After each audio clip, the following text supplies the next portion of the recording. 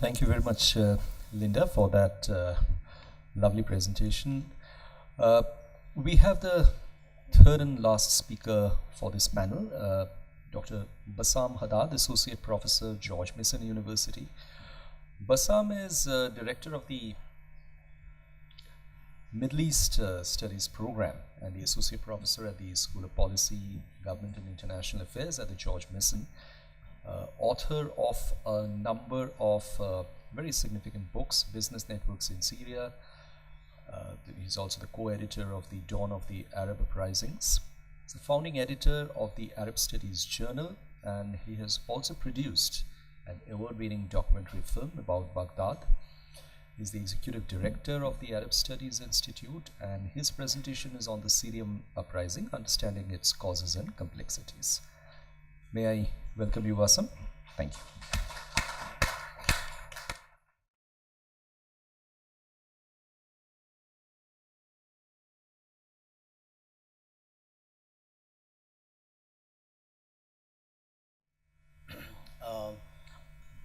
Thank you so much, mostly for giving me this extra height. Um, I need to.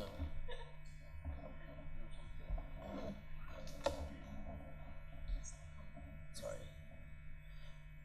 I appreciate being invited to this event and really learned a lot from listening already and look forward to tomorrow's proceedings.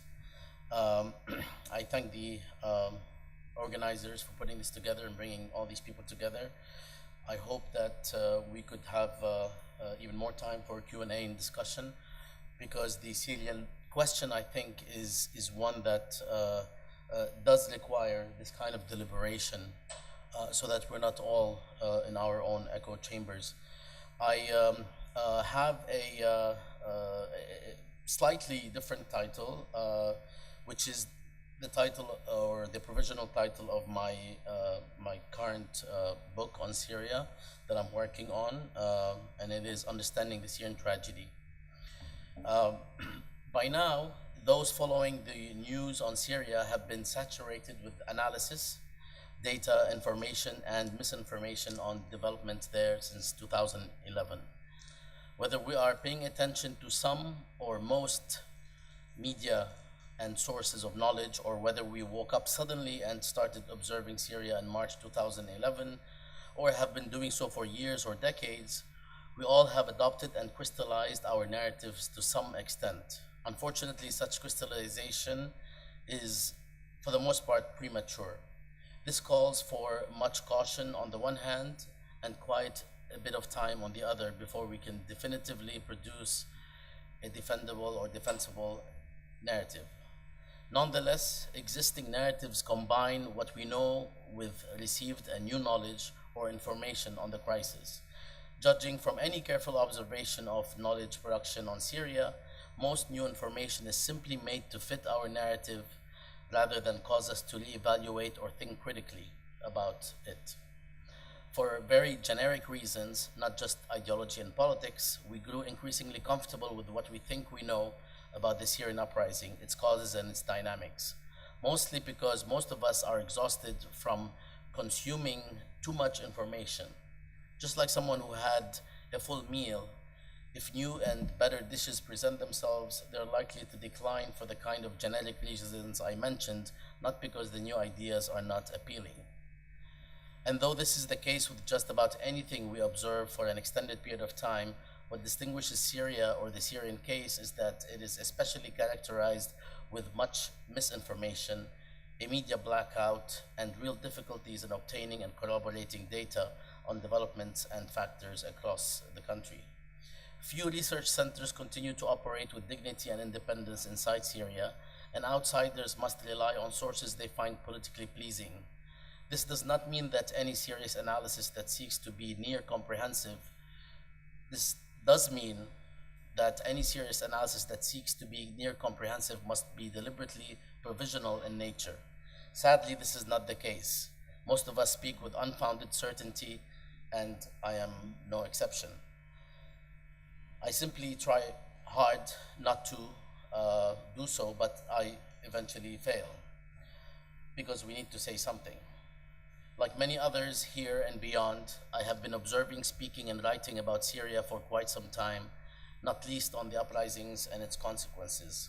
So much so that I honestly cannot hear myself speak about Syria anymore, mostly out of boredom with my voice and words, which repeat themselves with some variation, but not much.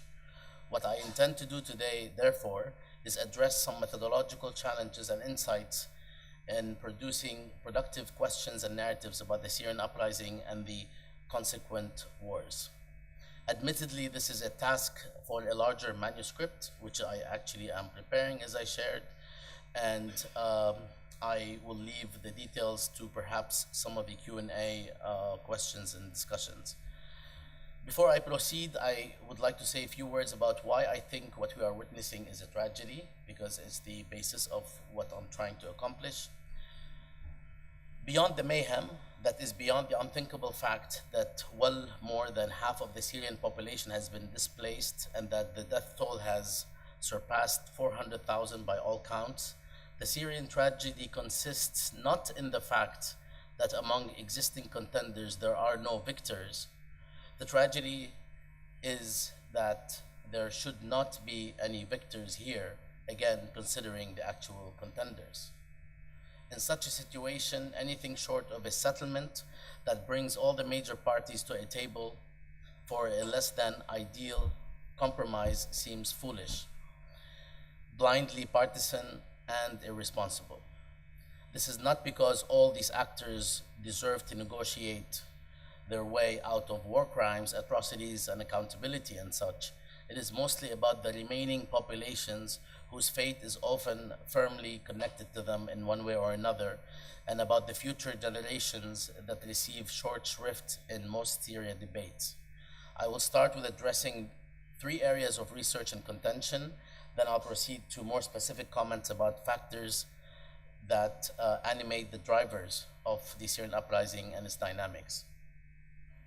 If time allows, I will examine an instructive case study, but I doubt I'll have time to do that. I should say that these comments that I will be sharing draw on several efforts that I should mention.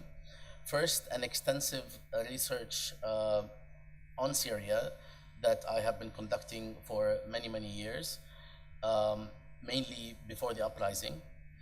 Second, the overseeing of a weekly media roundup, which we publish on Jadaliyya since 2011, every single week, surveying nearly every article of note published in Arabic or in English and providing an annotation for the most productive among them. And finally, an ongoing current project we are embarking on titled Syria Interactive Timeline, or Syria Uprising Interactive Timeline, where colleagues and myself are tracing both the minute and major developments in Syria after 2011, or starting in March 2011, along 5 paths: economic, military, diplomatic, intervention, and civil action. The aim here is not simply to chronicle developments, but to gauge the drivers and events that animated the transformation of the Syrian uprising from a legitimate demand for democracy and dignity, always in quotation marks, to an all-out regional and international affair fought on Syrian territory.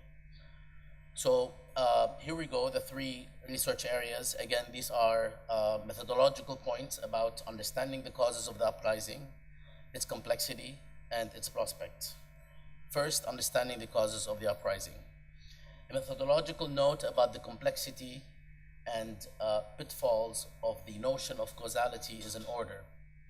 To avoid, and I say this, and I'm skipping some material because I am really happy that this morning and this afternoon, my colleagues have actually presented sufficient content that will allow me to skip some of this content, especially that I do agree with most of what has transpired, and I will actually mention if I don't.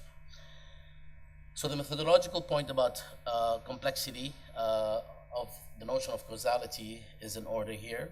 To avoid either a messy or an infinitely tedious process tracing, it is more productive to try to understand not the causes of the uprising per se, but the causes of increased mass discontent in Syria over the past 2 decades. Some focus on the Bashar years, and I am very much against this breakdown between Assad Senior and Assad Junior as if something magical happened in 2000, I think there's a continuity that is not sufficiently recognized. Second, within the framework of understanding the causes, in terms of structural causes, not all factors are equally relevant. There is an overemphasis on the factor of authoritarian rule, for instance, and the lack of emphasis on cumulative effects, both longitudinally over time and horizontally across space and geographies. This does not simply refer to economics, but also to the effects of the constellation and accumulation of factors over time, which create a deep sense of discontent and pent-up resentment. As to proximate causes or immediate causes of the uprising, there is a lack of strategic analysis in understanding the combination of discontent, where increasing number of Syrians were being left with no exit strategy on the one hand, and opportunity, where individual and group calculus regarding going to the streets was informed by events outside Syria. Those events increased the expectation of success compared to, say, 3 months before the actual uprising or 4 months before the actual uprising. Taken together, these roots of the uprising help us understand its emergence, not its dynamics, and the two processes must be analytically separated even if they seem to lie on the same continuum. Secondly, in terms of the second research area, understanding why the Syrian uprising has been especially complex and protracted, I will make a few points. First, the pivotal regional role of Syria. Syria lies at the intersection, as all of us know, of several conflicts in the region, and as a result attracts international actors who consider the Syrian crisis a regional, not local issue. No one in the regional and international sphere is going to lose sleep over the fate of Bashar Assad as a person. Second is the historical moment defined by the initially more successful uprisings next door. These experiences provided lessons, opportunities, and fears to which various regional and international actors have conflicting positions, or regarding which they have conflicting positions, but all proceeded to maximize their interests not in Syria, but through it. This includes the emergence of new actors spawned largely by chaos, contention, and destruction next door in Iraq. Third is the effect of regional and international intervention on thwarting the production of an independent and inclusive opposition. This ill-thought and ill-calculated intervention, whether by Saudi Arabia, Qatar, Turkey, the United States, or otherwise, turned the Syrian regime from a dictatorship to the lesser evil with time. Finally, in addition to the regime's one-trick pony approach of using violence in the face of upheaval, the fatal consequence of the above factors for the uprising and for Syria was its militarization, radicalization, and sectarianization. The rest is, well, a history that we are curiously observing live. The third area of research is understanding prospects for reconstruction and development. I will not dwell on the question of prospects. I call this in Arabic al-mu'adala al-sa'ba, or the difficult formula. We can also call it the tragedy of settlement, where you need nearly all factors to produce, or all actors to produce a suboptimal settlement because there is no optimal settlement. There is a contradiction here between the political logic of settlement and prospects for reconstruction and development, one that benefits most Syrians. The tragedy is that even such a settlement, a suboptimal one, is not likely to produce a development or reconstruction strategy that is likely to benefit most Syrians, largely because of the manner that capital and reconstruction work in this global political economic context, but also because of the costs of the regional and international compromises that would have to be made in that settlement, if it happens. The good news is that expectations are sufficiently low and the catastrophic levels of this conflict are sufficiently high to make this a suitable exit, pending post-war social mobilization on the ground, productive social mobilization. Incidentally, it is this particular potential of productive social mobilization that makes it that much more important not to exclude any sector of the Syrian population in an impending settlement on the account that they are led or ruled by an unsavory actor. I will now move to address specific factors based on the breakdown I just shared, namely the drivers of social discontent, dubbed erroneously as causes of the Syrian uprising, a mistake that I think all of us have made, and I do think it's a mistake to simply try to say, I'm going to talk about or I'm going to present the causes of the uprising. Even political scientists who think they know everything shy away from predicting revolutions and such. And I am one of those people, which I'm a self-hating political scientist. Various causal narratives for the Syrian uprising have an internal logic that often proceeds not from a study of the causes per se that produced the outcome, rather they proceed from the judgment about the nature of the uprising. For those who emphasize that the uprising is externally guided, the years leading to the uprising are viewed invariably as an era of change, modernization, and even growth. By the same token, for those who emphasize that the uprising is a wholly local affair with no external effects, the years prior to the uprising are theorized to have been devastating socially, politically, and economically, so as to explain the current level of intensity of social mobilization. Both, in my view, are abridged and rushed forms of causality or even understanding. A composite approach is far more productive, one that does not proceed ex post facto from a judgment about the current nature of the conflict.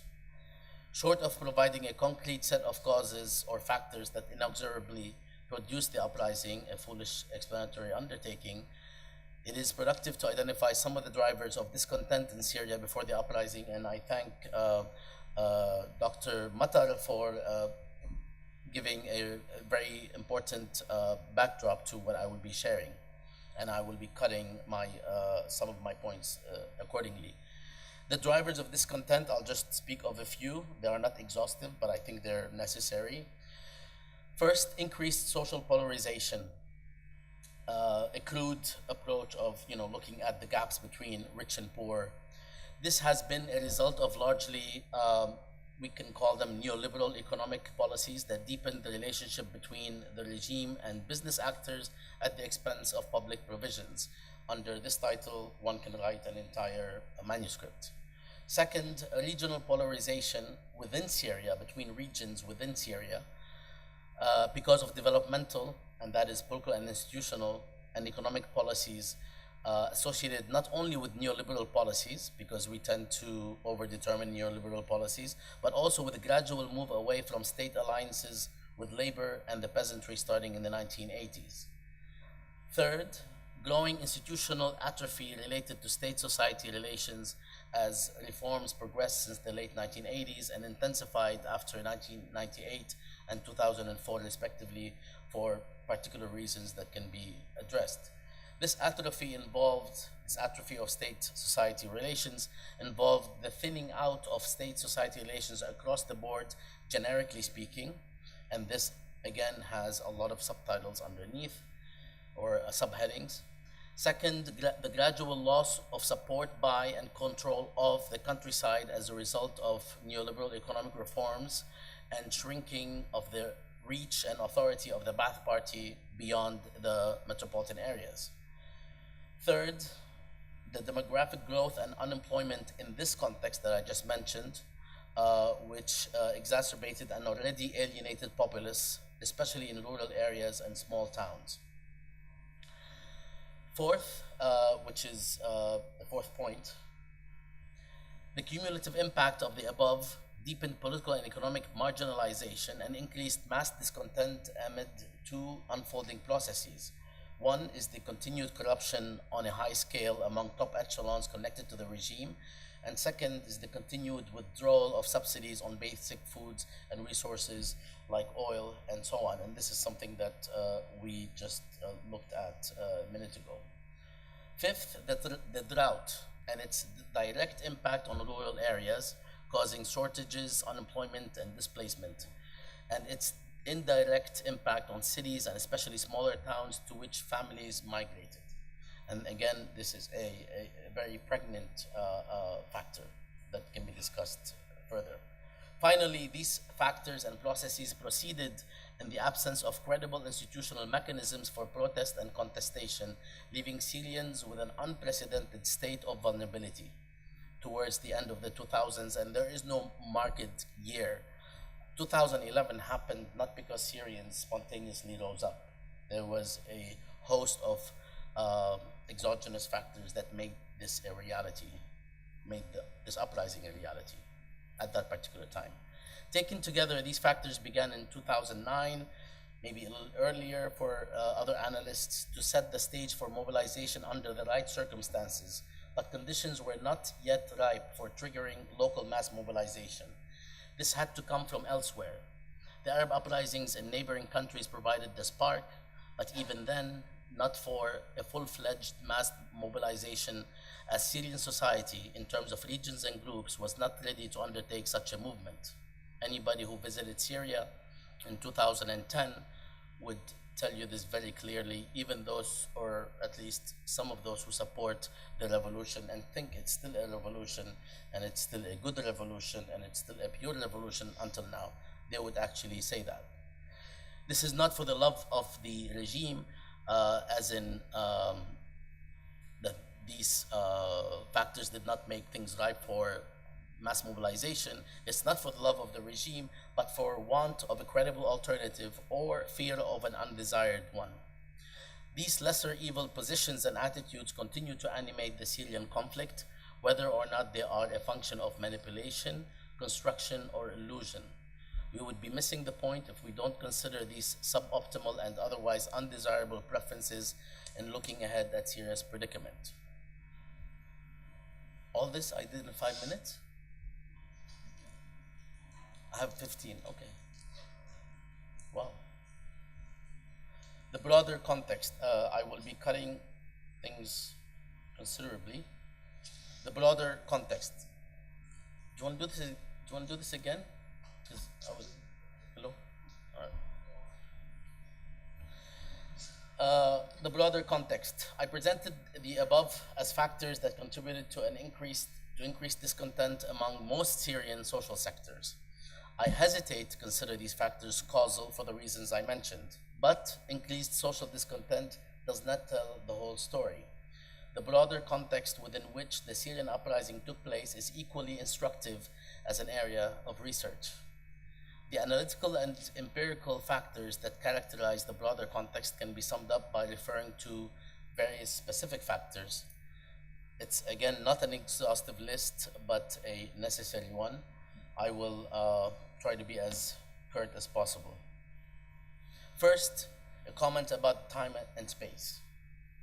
Analyzing the dynamics of the Syrian uprising against the regime cannot have March 2011 as its starting point at the expense of 4 decades of this regime's rule, for good or for ill, though mostly for ill. A lot of people start analyzing what happened in Syria in 2011, in March 2011.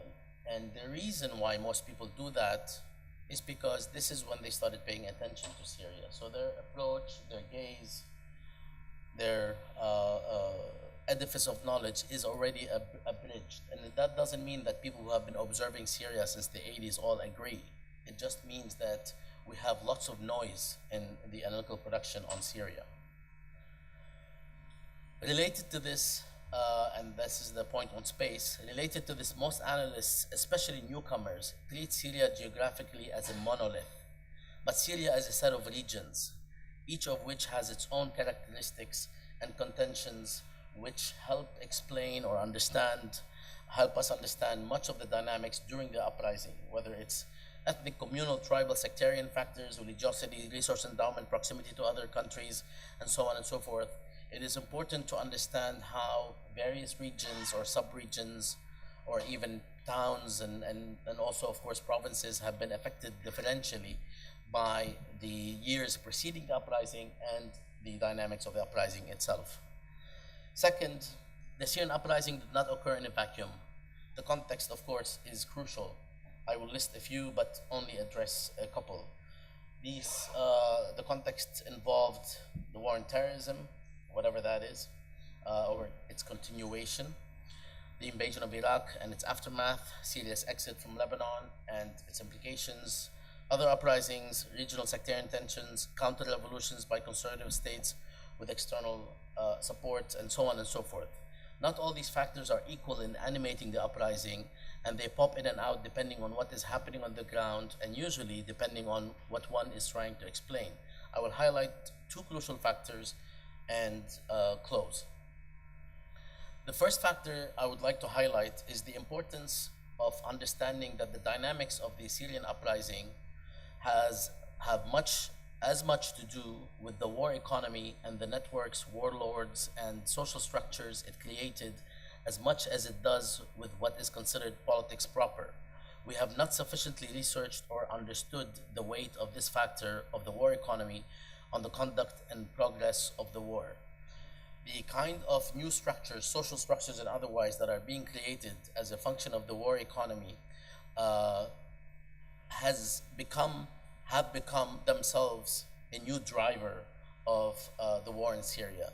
This is not a place or a crisis where everybody's trying to just either win or find a solution.